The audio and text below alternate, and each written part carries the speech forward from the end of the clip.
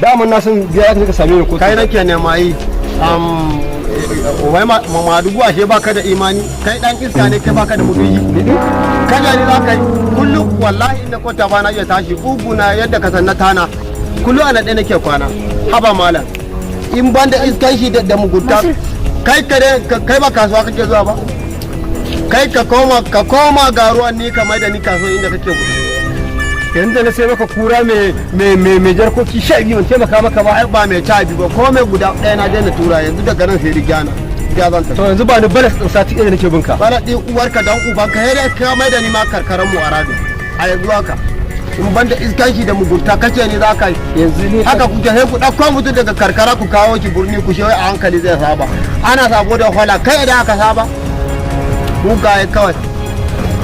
ku tabbanda da wafi kai na jeka a shi kiran jeka a ba komai jeka ba za kawai jeka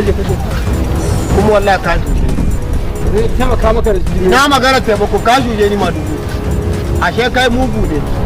Allah sai rabke kana ƙara motsi wallahi na buge ka